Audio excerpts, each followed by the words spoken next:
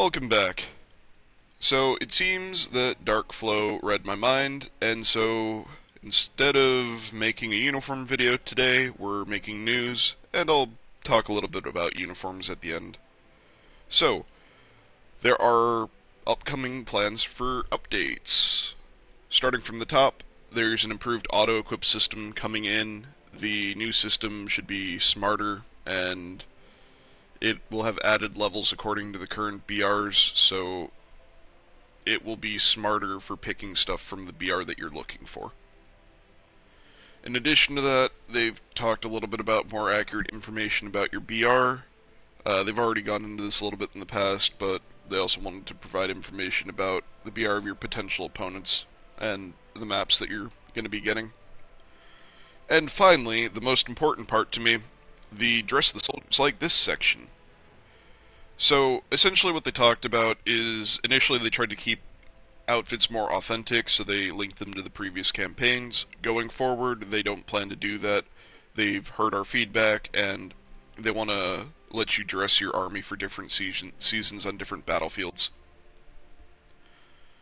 So, essentially, all of your outfits are going to go into an inventory similar to the weapons, and they'll take from that inventory to equip things, and you'll have an option to purchase the missing ones. So, this has the potential to be really good. Number one, it's going to let you mass outfit your soldiers with appearance options. Number two, it's going to let you, I assume from the sounds of this, send all of your gear, your appearance option gear, to your inventory. So that'll let you get all of your little missing pieces of gear that are on some obscure soldier that's in the wrong squad into your inventory.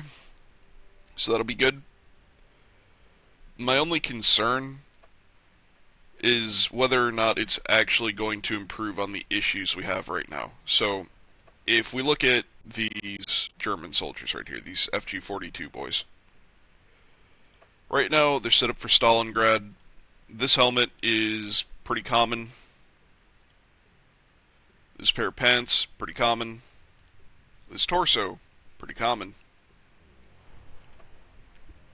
I don't know why there are two here now. There's one guy in the squad that I think they came off of, but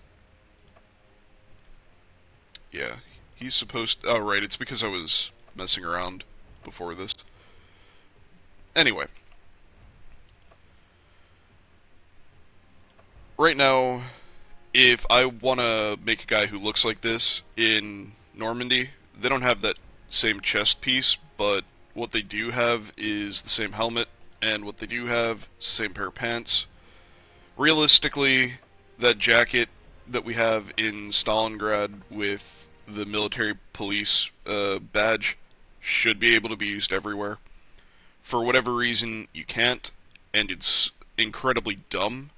So what my hope is that going forward, this gear will just be general gear that you can put on anywhere. And it's not just this. Like, these normal field uniforms, if we dress them up like that, we should more or less have access to this gear everywhere. Because there are similar jackets to this in Moscow, there are similar jackets to this in Berlin, there's similar jackets to this in Normandy, and the pants across the board are used all over the place. The exception to this is if you get one of these bundled up pieces, or one of these heavier coats. This is clearly winter gear, so this makes sense for this to go into the winter section.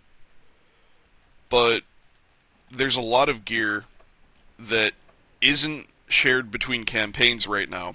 And look, if we were to make a new outfit, it's not going to be pretty, but if we were to make a new outfit, look at how expensive that is for one soldier.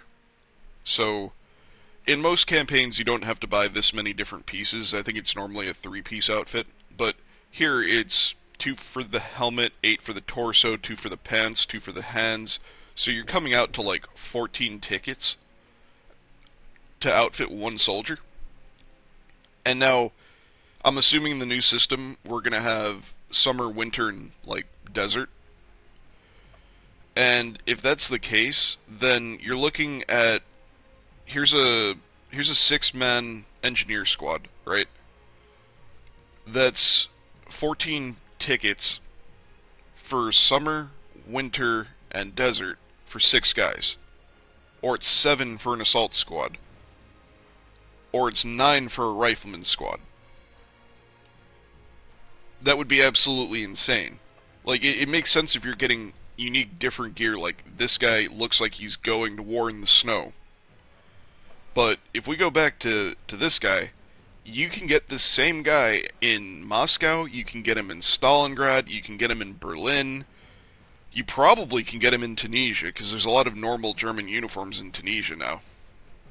But if you wanted him to look like this in every campaign, you would have to rebuy the gear in every campaign right now. So my only concern is that going forward, I really hope that even though gear's going into the inventory and we'll be able to share it between soldiers, I really hope that they don't screw this part up.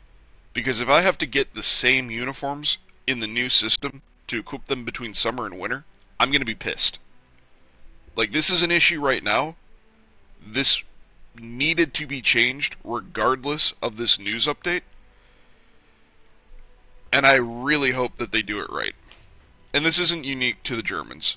This is true for the Americans using similar gear between different, let's see, the British. There we go. These guys are Americans. They use similar enough gear between Normandy. Some of their stuff in Tunisia is very similar. A lot of them you can basically put the same outfits on, regardless of which campaign they go into. So let's see, let's put that on, and that, right? I'm pretty sure we can make this again in Normandy.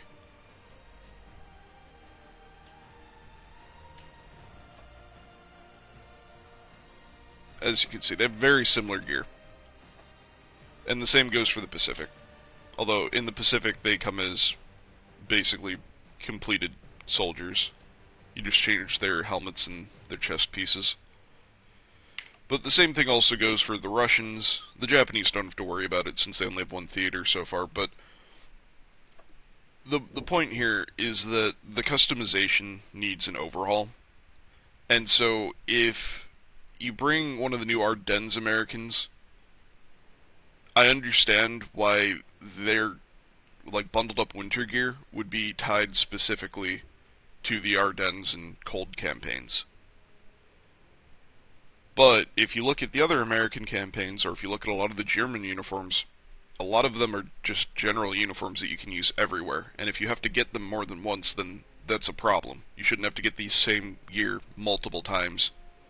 You shouldn't have to do it on the current system, and you really should not have to do it on the future system.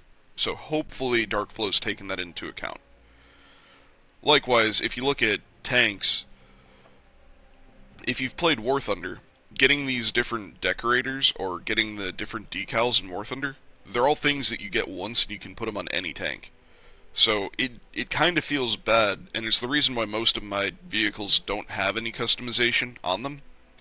Because I'm not going to sit here and buy the same decal that I've got in War Thunder for gold in Enlisted 5 different times.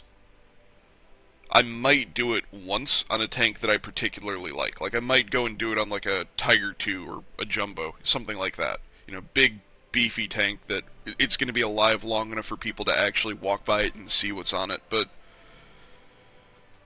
in general, the customization in Enlisted needs an overhaul.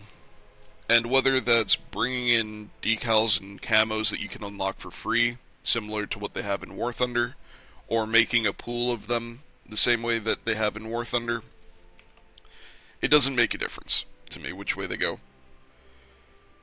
But it needs changes, and it needs improvement. Regardless, I'm, as always, going to be optimistic towards this. Hopefully, Darkflow has taken all of this stuff into account, and we're going to get some sweet uniforms that you can put on all of your dudes all the time, and hopefully you won't have to rebuy the same general uniforms over and over again. But time will tell. In the meantime, get out there, kick ass, take names, and win your games.